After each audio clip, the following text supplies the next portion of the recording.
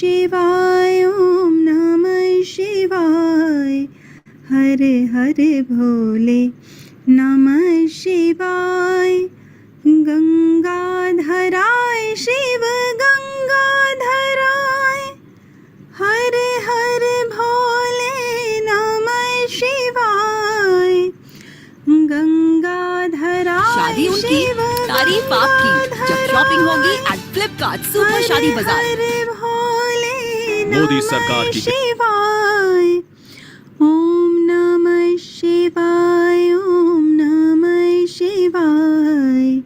हर हर भोले नमः शिवाय। जटाधराय शिव जटाधराय। हर हर भोले नमः शिवाय। जटाधराय शिव जटाधराय। हर हर भोले नमः शिवाय। ओम नमः शिवाय ओम नमः शिवाय। हर हर भोले नमः शिवाय। सोमेश्वराय शिव सोमेश्वराय। हर हर भोले नमः शिवाय। सोमेश्वराय शिव सोमेश्वराय। हर हर भोले नमः शिवाय। ओम नमः शिवाय ओम नमः शिवाय। हर हर भोले नमः शिवाय। विश्वेश्वराय श्री विश्वेश्वराय। हर हर भोले नमः शिवाय। विश्वेश्वराय शिव विश्वेश्वराय। हर हर भोले नमः शिवाय। ओम नमः शिवाय ओम नमः शिवाय। हर हर भोले नमः शिवाय। कोटेश्वराय शिव कोटेश्वराय। हर हर भोले नमः शिवाय। कोटेश्वराय शिव कोटेश्वराय। हर हर भोले नमः शिवाय।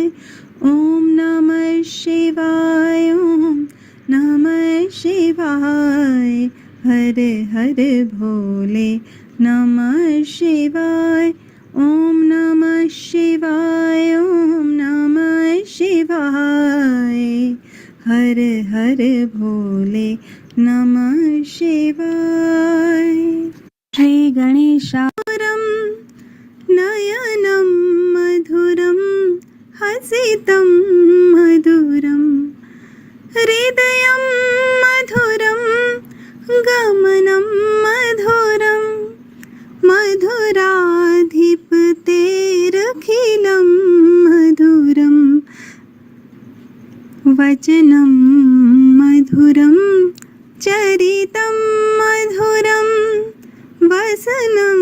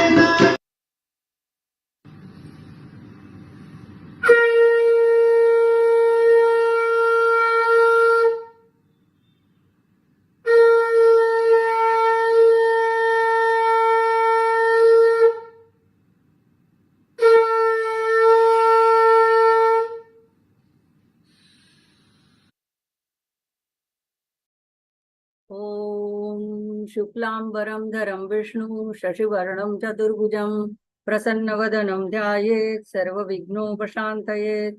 सरस्वती नमस्तुभ्यं वरदे कामरूपिणी विद्यारंभं करिष्यामि सिद्धिर्भवतु मे सदा। गुरुर्ब्रह्मा गुरुर्विष्णु गुरुर्देवो महेश्वरा गुरुर्साक्षात् परब्रह्म तस्मै श्री गुरवे नमः।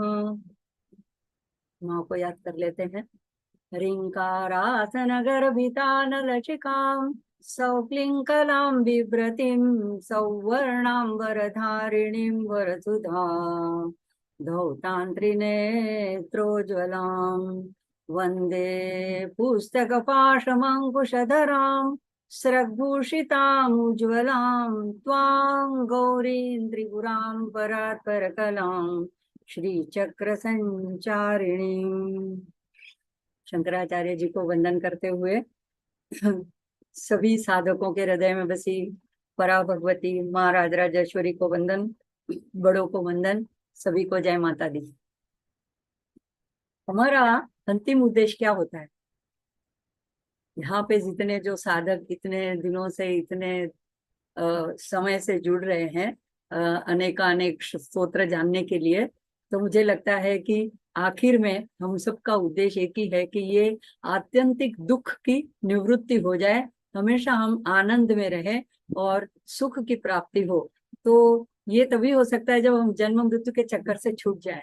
तो ये कल्याण वृष्टि स्तोत्र जो शंकराचार्य द्वारा रचित है वो आत्यंतिक कल्याण करने वाला और कल्प वृक्ष के सदृश है। तो इसके हमने इसमें बाला त्रिपुर सुंदरी के 16 बीज मंत्रों से उन्होंने ये रचना की है। और देखो जीवन में हम शुरुआत कैसे करते हैं आध्यात्मिक पथ के ऊपर। छोटे बच्चे होते हैं, हमको बड़े जो सिखाते हैं, यहाँ पे मंदिर ले जाते हैं, यहाँ पे पूजा करो, यहाँ पे नमन करो। तो पूजा पाठ से हमारी आध्यात्मिक यात्रा शुरू होती है। उसके बाद जब हम थोड़े बड़े होते हैं, कुछ मंत्र सीख जाते हैं, कुछ स्तोत्र सीख जाते हैं, तो मंत्र स्तोत्र से हम पूजा करते हैं।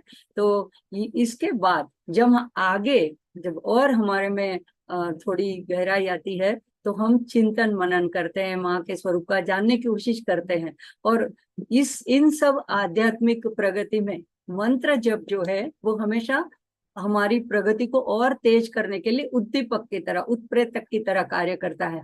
अब सभी को तो ये शक्य नहीं है कि कोई अच्छे गुरु प्राप्त हो और वो मंत्र दीक्षा ले लें।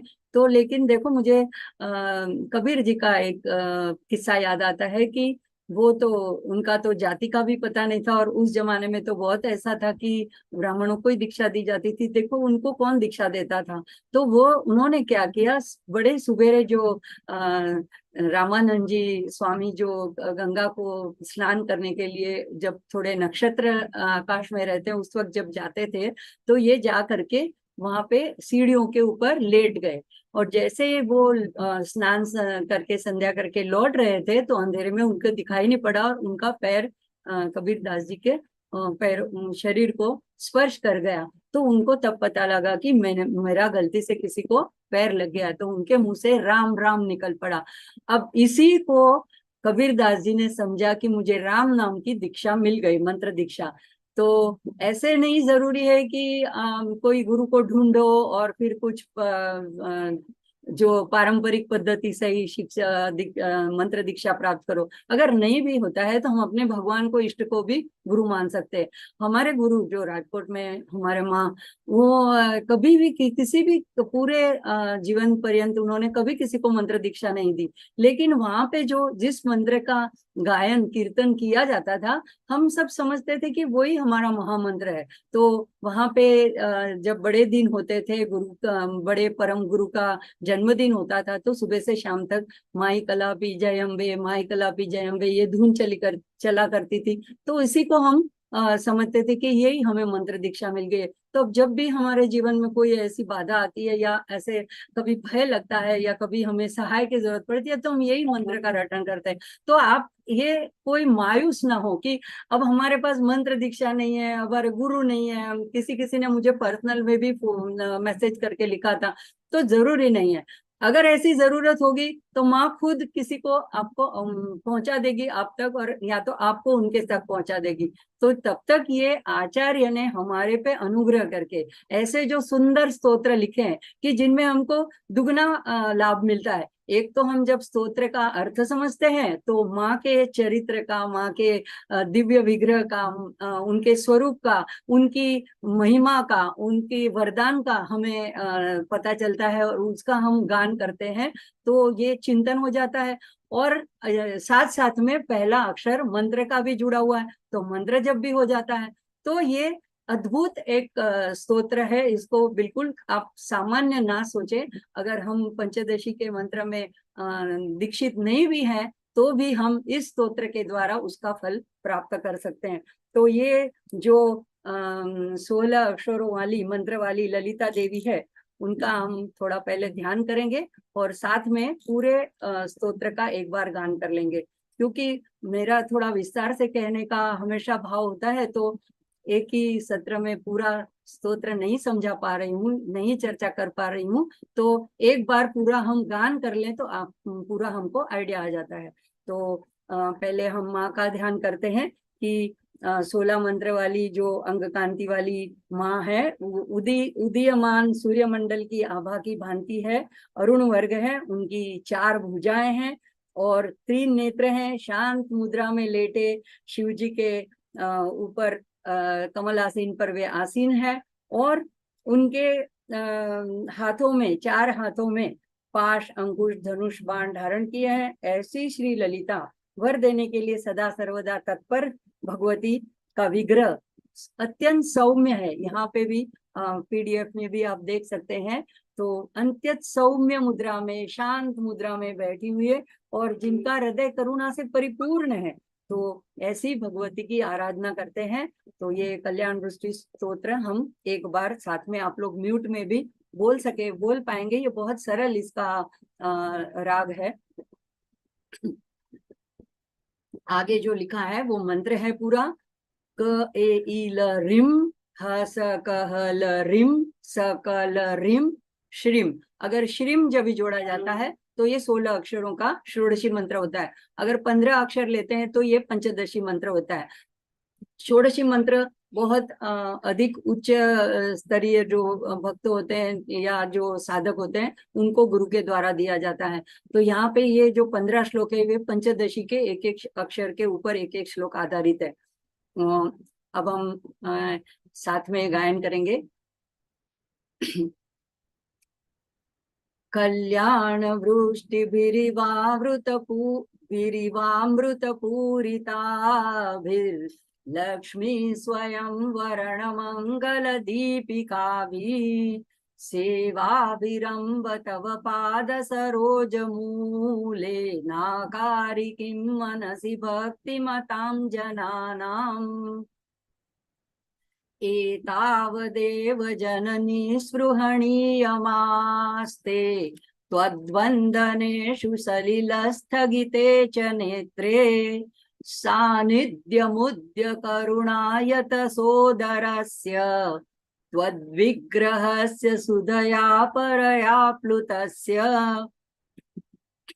ईशित्वभावकलुषा कति नाम सन्ति ब्रह्मादयः प्रतियुगं प्रलयाभिभूता एकस एव जननी स्थिरसिद्धिरास्ते यः पादयोस्तव सकृत् प्रणतिं करोति लब्ध्वा सकृत् त्रिपुरसुन्दरि तावकीनं कारुण्यकन्दलितकान्तिभरं कटाक्षं कंदर्प भाव सुभगास्त्वयि भक्तिभाज सम्मोहयन्ति तरुणीर्भुवनत्रयेषु ऋङ्कारमेव तव नाम गृह्णन्ति वेदा मातस्त्रिकोणनिलये त्रिपुरे त्रिनेत्रे यत्संस्मृतौ यमभटादिभयं विहाय दिव्यन्ति नन्दनवने सह लोकपालैः हन्तु पुरामधिगलं परिपूर्यमाण क्रूर कथन्नु भविता गरलस्य वेगः आश्वासनाय किल मातरिदं तवार्धं देहस्य शश्वतमृताप्लुतशीतलस्य सर्वज्ञतां सदसि वाक्पटुतां प्रसूते देवी त्वदङ्घ्रिसरसीरुहयो प्रणाम किंच स्फुरन्मुकुटमुज्ज्वलमातपत्रं द्वैचामरे च वसुधां महतीं ददाति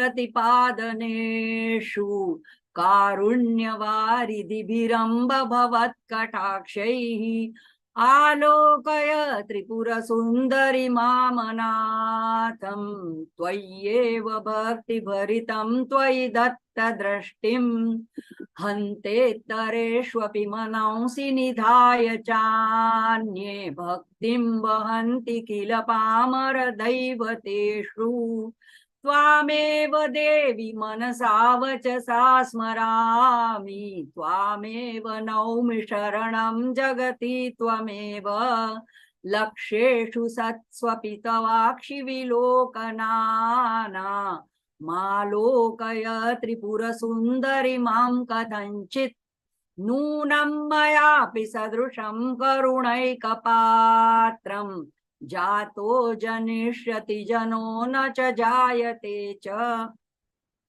ह्रीं ह्रीं इति प्रतिदिनं जपतां जनानां किं नाम दुर्लभमिह त्रिपुरादिवासे माला किरीटमदवारणमाननीयां तां सेवते मधुमती स्वयमेव लक्ष्मी संपत्कराणि सकलेन्द्रियनन्दनानि साम्राज्यदानकुशलानि सरोरुहाक्षि त्वद्वन्दनानि दुरितौदहरौद्यतानि मामेव मातरनिशं कलयन्तु नान्यम् कल्पोपसंहरणकल्पितताण्डवस्य देवस्य खण्डपर्शो परमेश्वरस्य पाशाङ्कुशैक्षवसरासनपुष्पबाणा सा साक्षिणी विजयते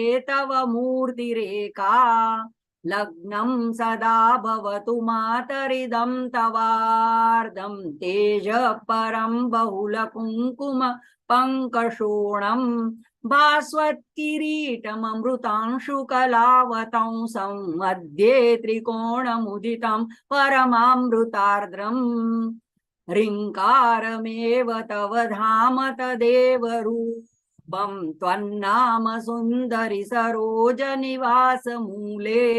त्वत्तेजसा परिणतं वियदादिभूतं सौख्यं तनोति सरसीरुह सम्भवादे ह्रीङ्कारत्रय सम्पुटेन महता मन्त्रेण सन्दीपितं स्तोत्रं य प्रतिवासरं तव पुरो मातर्जपेन्मन्त्रवित् तस्य क्षोणिभुजो भवन्ति वशगा लक्ष्मीश्चिरस्थायिनी वाणी निर्मलसूक्तिभारभरिता जागर्ति दीर्घं वयः।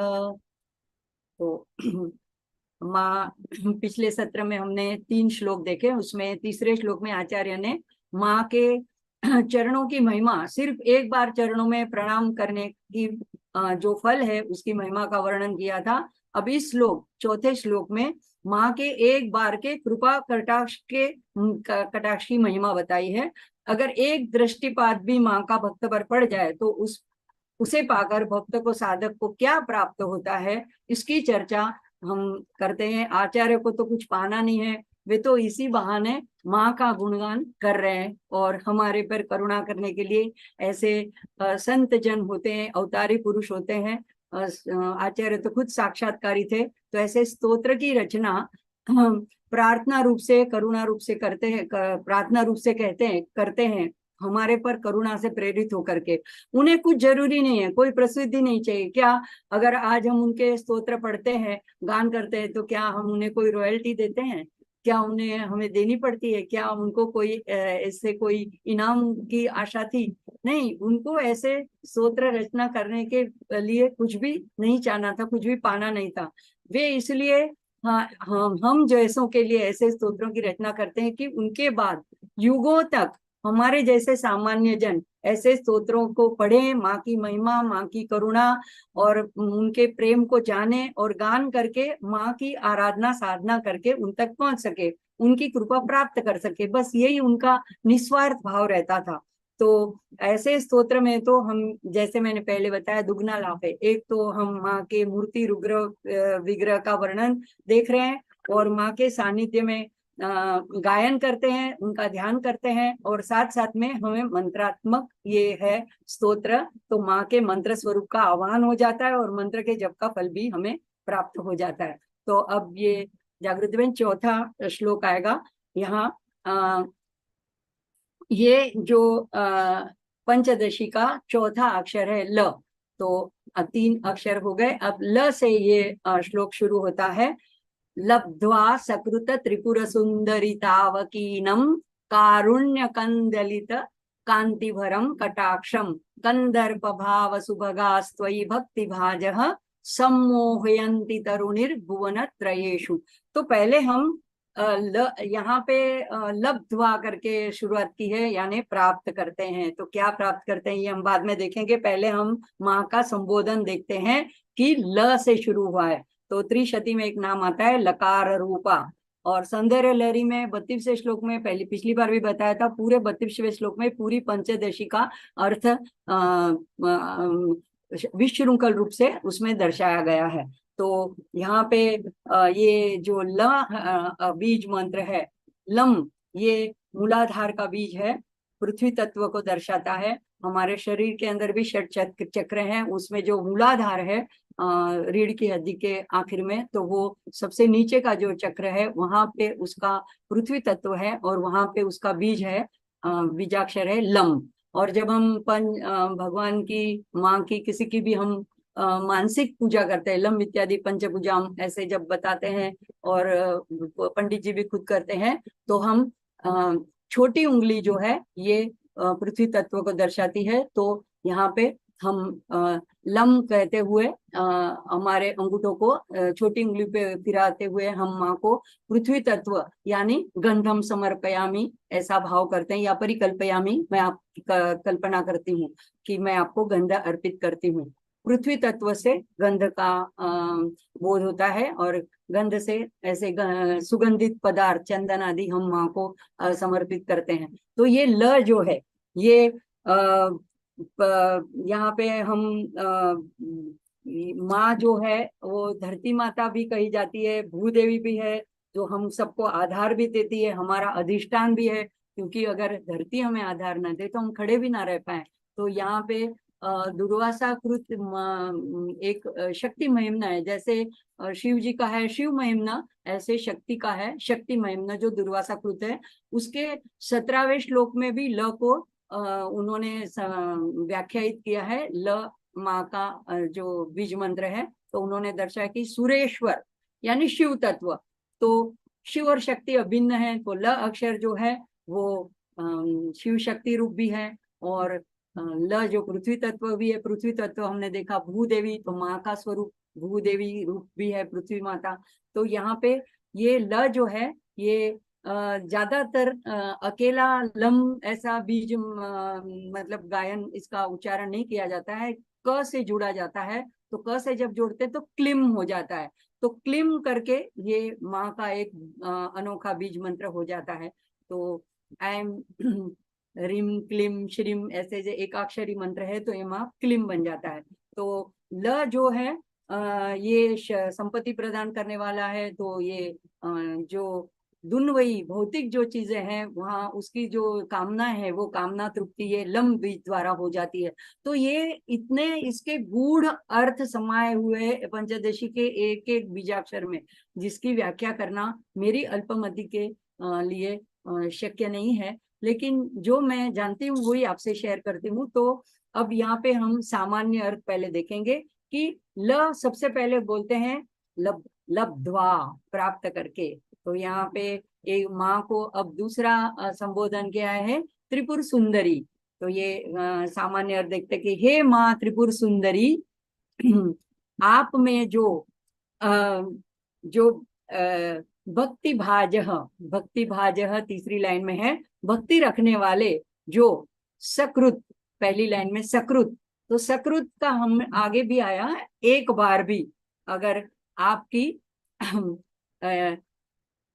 कारुण्य कंदलित कांतिभरम कटाक्षम, ये चार प्रकार से व्याख्यायित किया गया है माँ की कृपा दृष्टि को। तो कारुण्य रूप है, कंदलित भरपूर, जैसे हम कहते हैं कि आनंद कंद, तो कंद यानी उससे भरपूर, ऐसे ये कारुण्य कंद, कंदलित ऐसे भरपूर ऐसे, और कांति सबर, कांति का भी बहुत सारे अर्थ हम देखेंगे। तो ये ऐसा जो कटाक्ष है, ये कटाक्ष लब्ध्वा पाकर अगर क्या क्या होता है तो उसके फल बताते हैं कि भक्ति भाज्य, ऐसे भक्ति पूर्ण, ऐसे भक्ति रखने वाले, ऐसे जो आपके भक्ति में डूबे हुए आपसे जो भक्त हैं, उनको आप क्या क्या देते हैं। तो कहते हैं कंदर्प भाव सुभगा, कंदर्प जैसे, कंदर्प यानी कामदेव भी होता है, कंदर्प यानी प्रेम का देवता। कंदर्प हम रामचंद्र जी के लिए भी बोलते हैं, रामचंद्र कृपालु भजमन में बोलते हैं नव कंदर्प अगणित अमित छवि नव नील नीरज सुंदरम। तो कंदर्प का एक सीमित अर्थ कामयाब नहीं है, कंदर्प यानी प्रेम स्वरूप, प्रेम रूप, प्रेम से परिपूर्ण। तो ऐसा आप उसका भाव और ऐसा सदृश्य आप उसको बना देते हो, प्रेम पूर्ण ऐसा स्वरूप दे देते हो, आकर्षक रूप दे देते हो। तो वो उससे क्या होता है, तो तरुणीर भुवन त्रयेषु, तीनों भुवन की तरुणियां। अब ये सारे गूढ़ अर्थ वाले शब्द है, इसको सामान्य अर्थ में नहीं लेना है। जैसे भागवत की समाधा भाषा डोंगरे महाराज हमेशा कहते थे समाधि भाषा है, ऐसे आचार्य की जो ये एक एक शब्द है वो ऐसे ही बहुत अर्थ गहन अर्थ से भरे हुए हैं। तो ऐसी तरुणियां, ये आगे देखेंगे हम, उनका सम्मोहयंती, उनको आकर्षित कर लेते हैं। तो यहाँ पे ये माँ को एक कहा है कि हे आप प्रेम पूर्ति हो, प्रेम मूर्ति हो, करुणा सागरा, एक माँ को विशेषण दिया हुआ है। तो कैसे कहते हैं कि करुणा से परिपूर्ण है, तो जैसे पिताजी अगर थोड़ा कभी शिस्त के लिए या डिसिप्लिन के लिए थोड़ा कठोर भी हो सकते हैं, लेकिन माँ कभी भी कुमाता नहीं होती। जैसे देवी अपराध सूत्र में भी बताया है शंकराचार्य जी ने कि पुत्र कुपुत्र हो सकता है लेकिन माता कभी भी कुमाता नहीं होती। तो ऐसी करुणा से भरपूर, और उनकी करुणा इतनी है कि अगर वो देखती नहीं है कि बच्चा मतलब थोड़ा मस्तीखोर भी है। देखो हम भी कभी माँ को किसी भी प्रकार, कभी कभी हम छोटे थे तो उल्टा उत्तर भी दे देते थे। कभी हमारे में तो हम माँ को तू से भी बुलाते हैं, पिताजी को आप बुलाते हैं, लेकिन माँ को हम अपनी आत्मीयता से तू से भी बुला लेते हैं। तो हम माँ से हमारा थोड़ा और नजदीकी गहरा संबंध होता है। तो ये करुणा से भरपूर है। तो हमारे सदगुरु तो हमेशा कहते थे कि माँ को कभी देवी रूप से नहीं भजना चाहिए, वो हमारी माँ है। तो उनको माँ के बाल भाव से हम उसको उनकी आराधना करनी चाहिए। तो यहाँ पे करुणा के मूल स्रोत रूप है वो, और ज्योति कांतिमती, कांति भरम। अब कांति के इतने सारे अर्थ निकलते हैं। आचार्य एक शब्द लिख के ये सारी छटाएं हमारे सामने, हमारे कल्पना के सामने रख देते हैं कि देखो ज्योतिर्मय है माँ, वो चमकदार है, उज्ज्वलित है, द्युतिमंत है, सुंदर है, तेजोमय है, भव्य है, प्रकाशमान है, ओजोवंत है, आलोकित है, दिव्य है। ऐसी माँ और ऐसी उनकी कटाक्ष दृष्टि, ऐसे कटाक्षम। तो पूर्ण पूर्ण प्रेम स्वरूप ऐसा व्यक्ति को माँ अपने जैसा बना देती है और वो प्रेम पूर्ण बन जाता है। तो यहाँ पे इस अर्थ में अगर हम देखें कि प्रेम स्वरूप माँ का स्वरूप जो है, तो माँ अपने जैसे ही बच्चे को बना देती है। और यहाँ पे जो तरुणी लिखा है, तो ये तरुणी जब भी शंकराचार्य जी यूज करते हैं तो हमें मैं बार बार इस बात पर सभी का ध्यान खींचना चाहती हूँ कि आचार्य सन्यासी थे, नैतिक ब्रह्मचारी थे, तो उनका भाव कभी भी सामान्य मोह आकर्षण का नहीं हो सकता। और ऐसी कोई बात माँ के स्तोत्र के फलस्वरूप में वो ला ही नहीं सकते हैं। तो इनका गूढ़ अर्थ हमें जानना चाहिए। तो ललिता नव यौवना है, तो ऐसी उनकी शक्तियां भी सब तरुणी शक्तियां हैं। तो तीनों लोगों की ये स्त्री के अर्थ में यानी शक्ति के अर्थ में संदर्भित किया गया है। इसको प्रतीक के रूप में, रूपक के रूप में, रूपक के द्वारा, तरुण के रूपक के द्वारा दर्शाया गया है कि ऐसी सिद्धियों को, त्रिलोक की सारी सिद्धियों को, शक्तियों को वो भक्ति भाज यानी भक्ति से डूबा हुआ साधक वो पा लेता है। इस रूपक के द्वारा हमको कृष्ण और गोपिकाओं की भी याद आती है। तो देखो, सम्मोहयंती, इस शब्द को भी हमको बहुत गहराई से देखना होगा कि कृष्ण ने गोपियों को आकर्षित किया। कौन थी गोपियां? अगले युग में यही ऋषि थे जो जिन्होंने इतने प्रेम स्वरूप से भगवान की आराधना नहीं की थी। तो ये दूसरे जन्म में गोपियां बनकर आए और ये कृष्ण से के प्रेम से आकर्षित हो गए। जैसे सप्तश्लोकी दुर्गा में एक जो श्लोक आता है, मुझे बड़ा प्रिय है, जिसको 7 श्लोकों में से एक आखिर का जो है,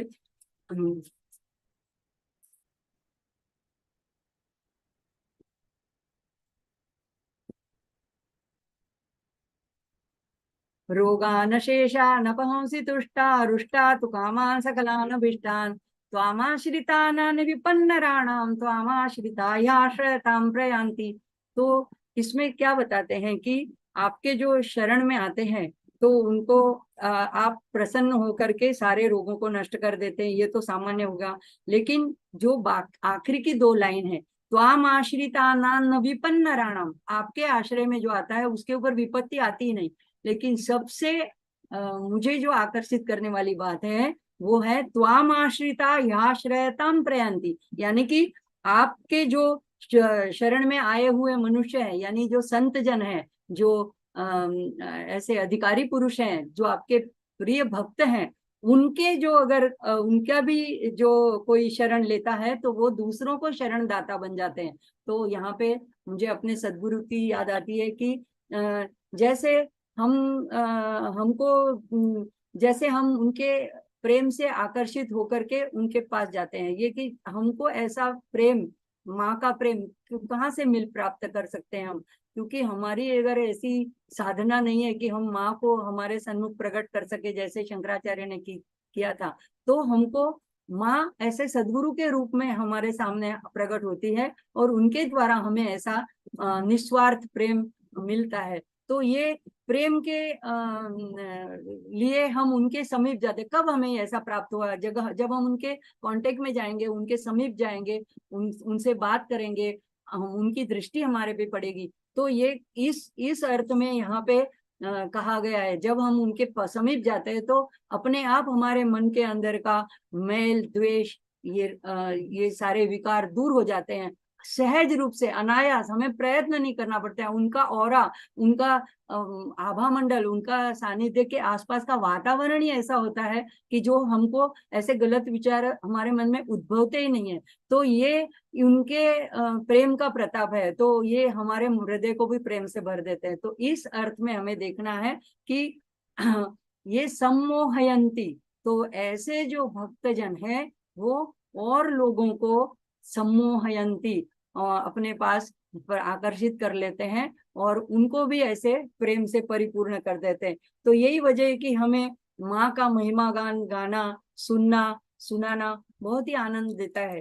तो यहाँ पे ये श्लोक में सुंदर भाव, एक सिर्फ कांति सबर कटाक्षम, यानी एक एक बार की दृष्टि, ज्यादा भी नहीं, कि ऐसा नहीं कि घूर घूर के माँ ने देखा हो उसके बाद ही ऐसा हुआ हो। एक दृष्टिपात अगर माँ की भी मिल जाए तो वो पा करके लब्ध्वा पा कर करके ऐसा भक्त जो है वो भी माँ जैसा प्रेम से परिपूर्ण हो जाता है और लोगों को और सिद्धियों को आकर्षित कर देता है।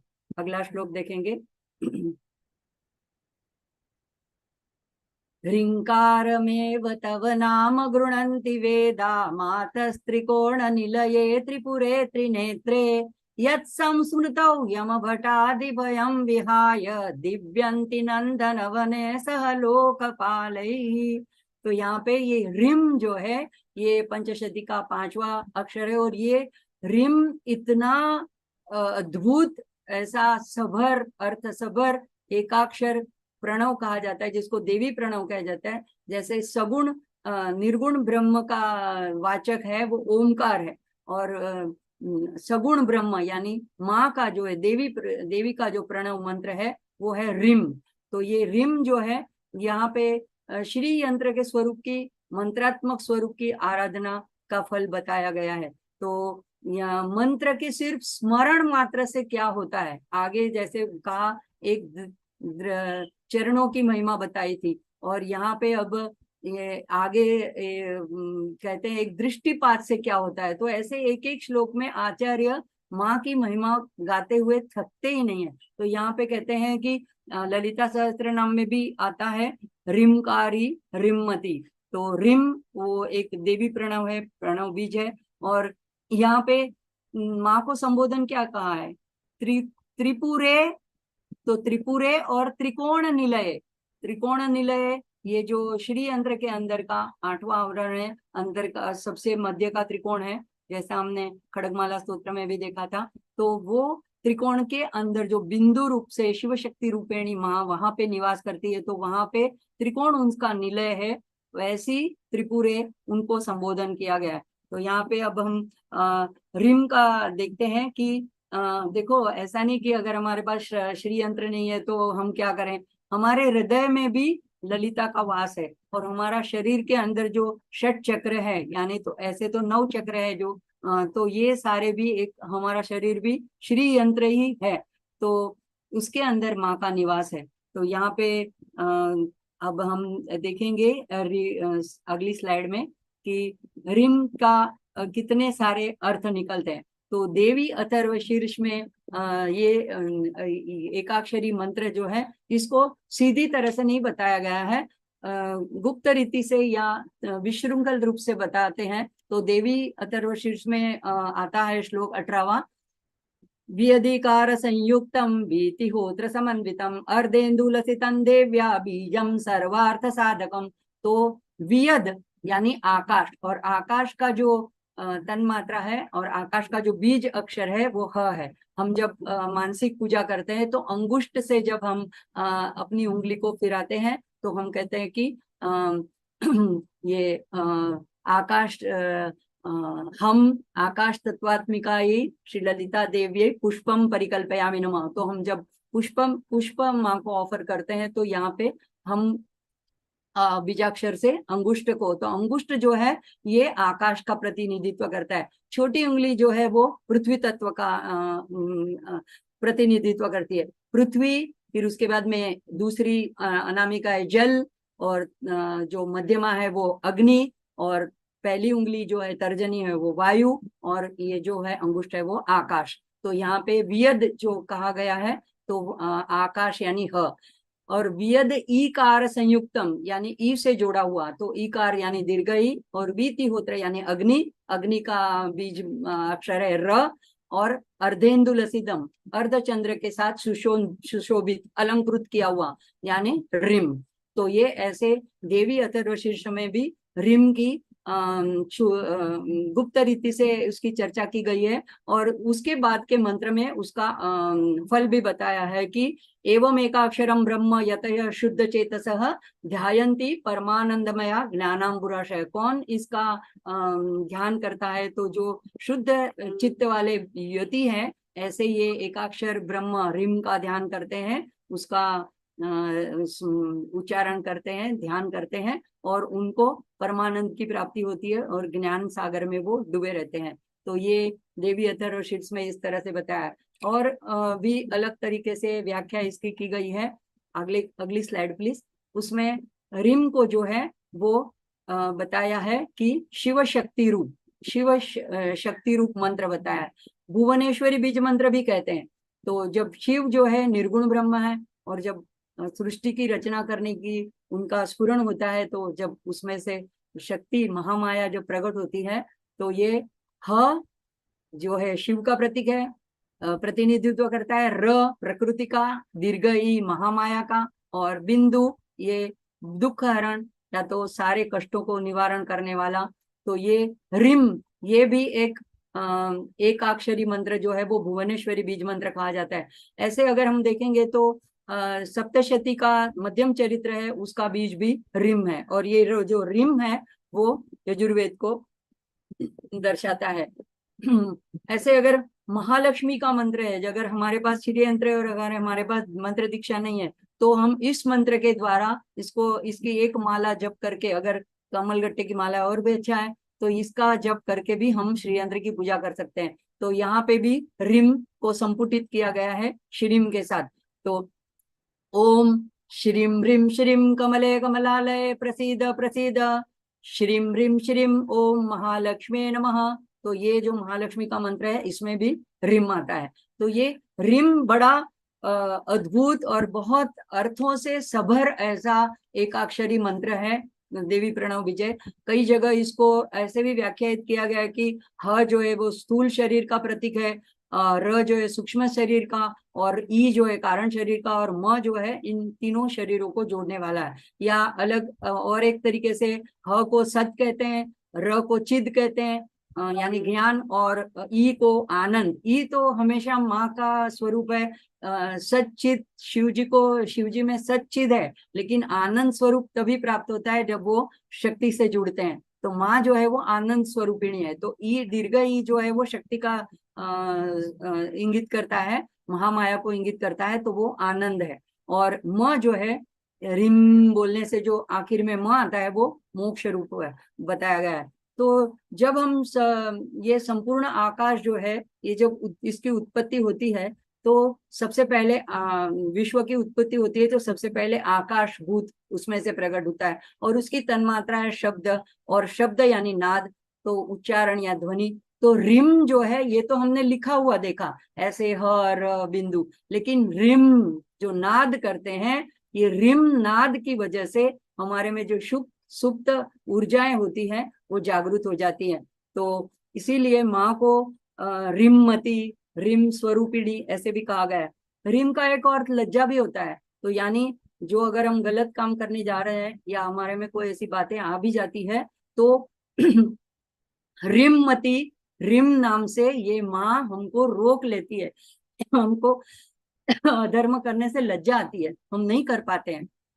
तो रिम हमें अपनी मूल स्थिति स्वरूप में अंतर्मुख करता है, और इसलिए आचार्य कहते हैं कि अब हम आते हैं श्लोक के ऊपर।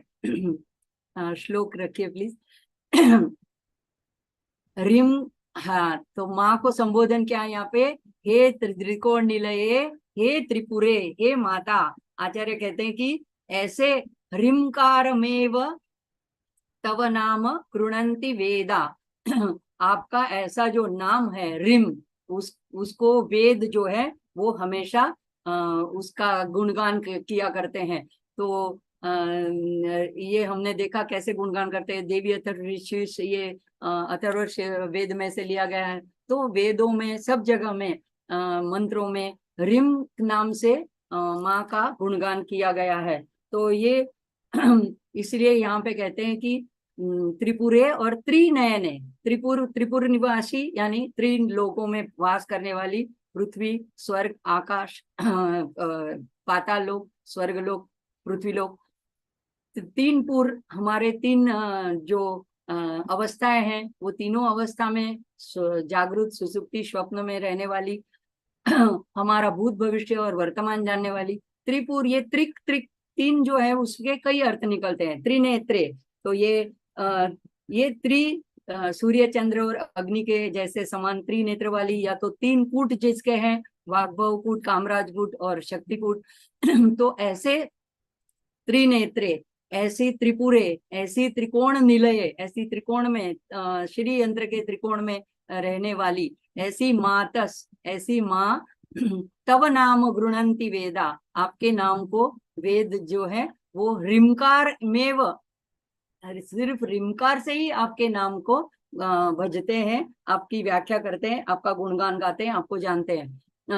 खड़गमाला में भी पहला ही जो हम रोज गायन करते हैं, रिंकारासन गर्भिता नलशिखा, तो ज्ञान रूप ज्ञानाग्नि प्रकटी अग्नि में से भी ये रिंकार रूप प्रकट होता है। तो ये इसका ये गुणगान पहले 2 लाइन में करते हैं आचार्य। अब उसका फल बताते हैं।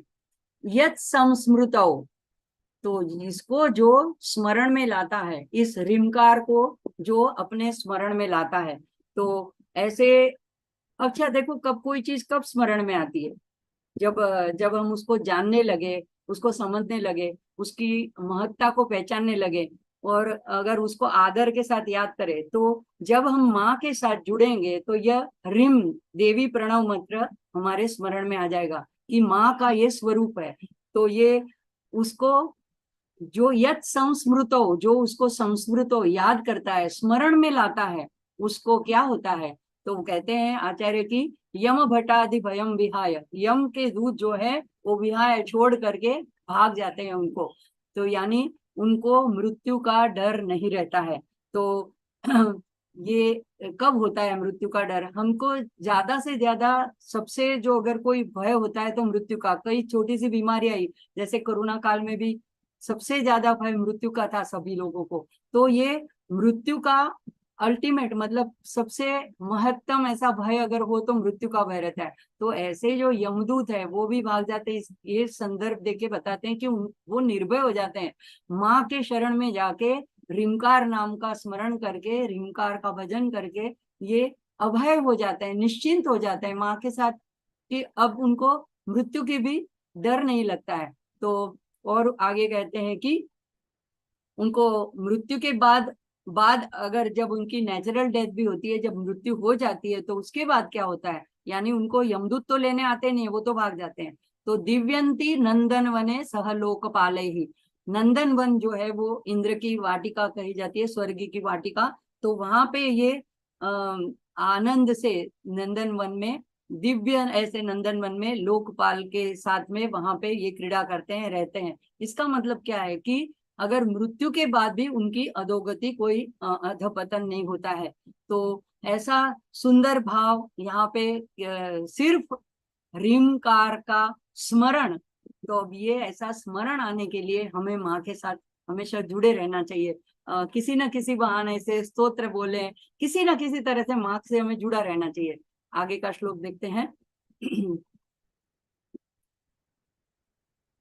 हन्तु पुरामधिगलं परिपूर्यमाणः क्रूरकथन्नुभविता गरलस्य वेगः आश्वासनाय किल मातरिदं तवार्धं देहस्य षट्वदमृताप्लुतशीतलस्य। इसका सामान्य अर्थ ऐसा है, हे माता, मातरमिदम, हे माता, जो आखिरी की लाइन में है, शश्वत अमृत प्लुत शीतलस्य, तो शाश्वत यानी निरंतर, हमेशा, अमृतस्य, अमृत से परिप्लुत, अमृत से परिपूर्ण होने के कारण, और शीतल भी हो, शीतल बने हुए कारण, ऐसे वाले देहस्य, ऐसे देह से, तवार्धम, महिमा, आपके शरीर का जो अर्ध भाग है वो जो है शिव जी के साथ संलग्न है। तो यहाँ पे शिव अर्धनारी नटेश्वर स्वरूप की आराधना है। आगे के श्लोक में श्री यंत्र के मंत्र स्वरूप की आराधना थी, यहाँ पे अब अर्धनारी नटेश्वर स्वरूप की आराधना है। तो यहाँ पे यहाँ से जो है पंचदशी का दूसरा कूट शुरू हो जाता है, 5 अक्षर पूरे हो गए, तो अब ये दूसरा, पहला जो वाग्भव कूट यानी माँ के चेहरे का वर्णन वहां पे वाग्भव कूट में आता है, वो कंठादि कटि पर्यंत, तो ये दूसरा कूट कामराज कूट आता है। तो ये हंतु, ह जो शब्द है ये छठा अक्षर पंचदशी का मंत्र का जो यहाँ से दूसरा पुट शुरू होता है। तो मातरिदम, हे माता। अब देखो पुराणों में एक कथा आती है कि समुद्र मंथन देवों और दानवों के बीच में हुआ, कथा सबको पता है। और सबसे पहला जो उसमें से रत्न प्राप्त हुआ, रत्न ही बोला जाता है 14 रत्नों में से, हलाहल।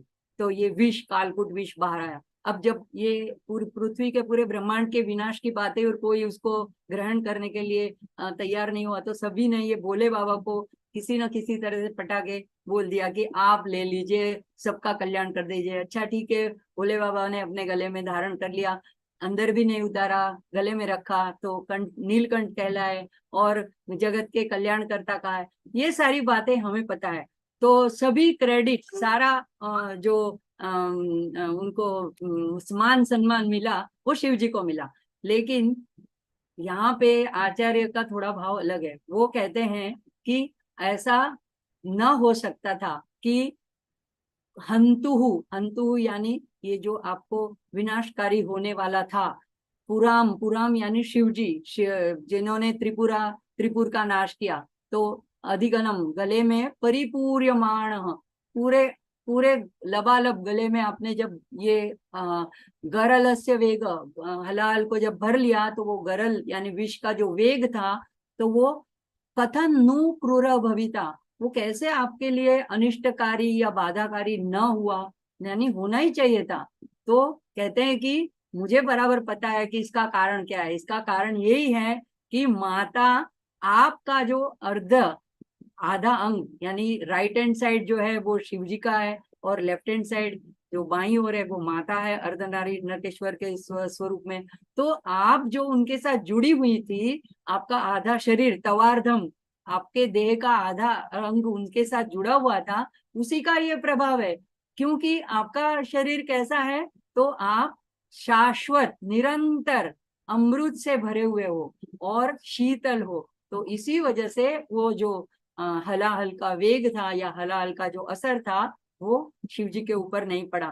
तो आचार्य का भाव ऐसा है कि हंतु यानी मृत्यु, घातक, विनाशक ऐसा वेग शिव जी को बाधा कर ही सकता था, लेकिन वो उनके लिए ये विनाशकारी नहीं हुआ, क्योंकि आपका तवार्धम ये जो उनके साथ जुड़ा हुआ था, संलग्न था। तो यहाँ पे मुझे और एक शंकराचार्य जी की श्लोक याद आता है कि देवी अपराध क्षमापन स्तोत्र में भी कहते हैं, चिता भस्मालेपो गरलमशनम दिक्पटधरो जटाधारी कंठे बुधगपतिहारी पशुपते। तो वहां पे भी कहते हैं कि आपका तो ऐसा ऐसा स्वरूप है कि हे भवानी, कि आपने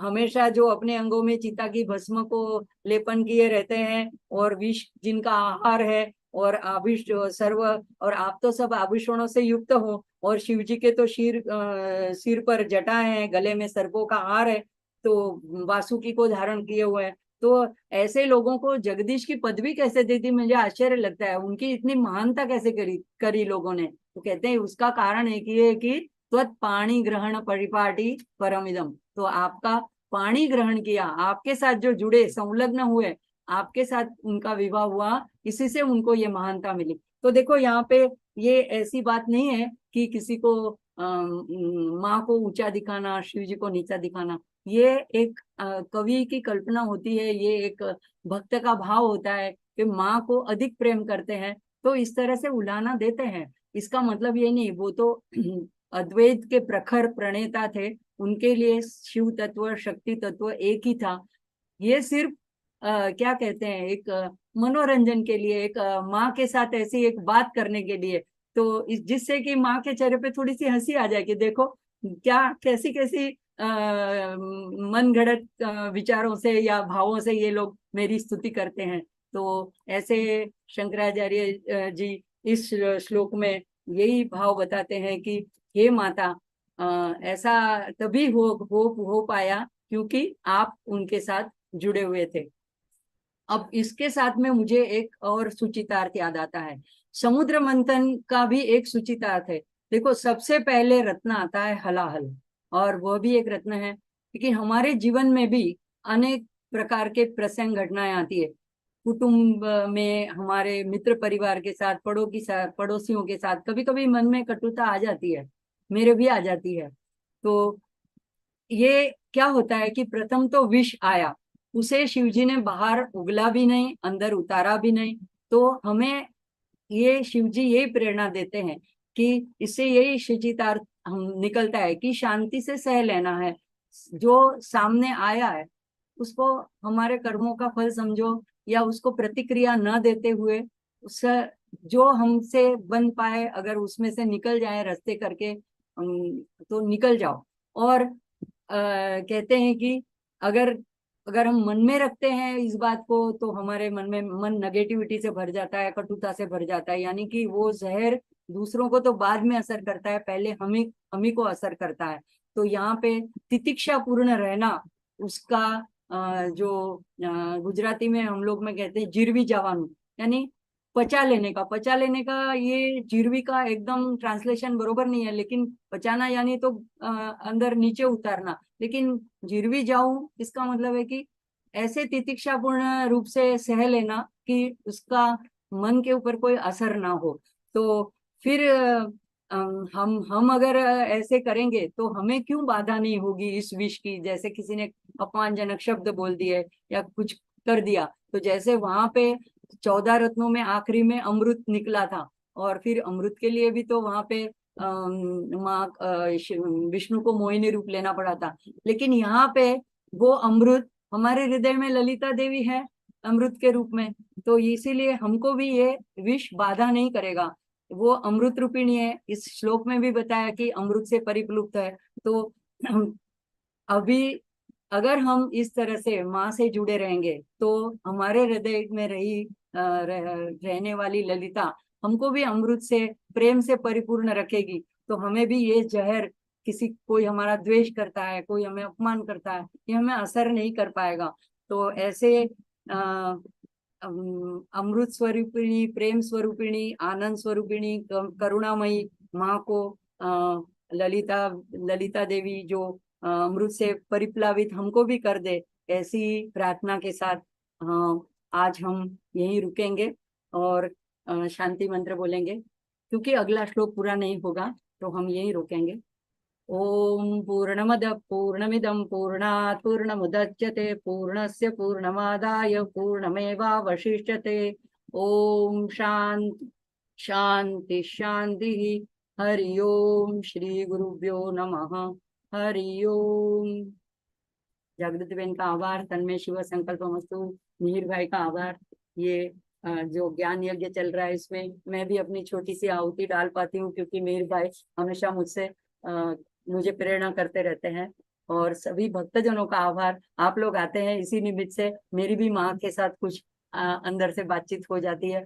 अगर हो सके PDF रखी हुई है ग्रुप में, तो आप लोग इसका जरूर से एक बार गान करिएगा, दुगना फायदा होगा। माँ की तो स्तुति हो ही जाएगी, लेकिन जप मंत्र का भी, और एक पंचदशी के मंत्र का तो 3 बार गायत्री मंत्र जितना इसका फल बताया है। तो सभी को जय श्री कृष्ण। हर हर महादेव। ओम नमः पार्वती पतये। हर हर महादेव। देव हर। बहुत बहुत धन्यवाद चेतना बहन।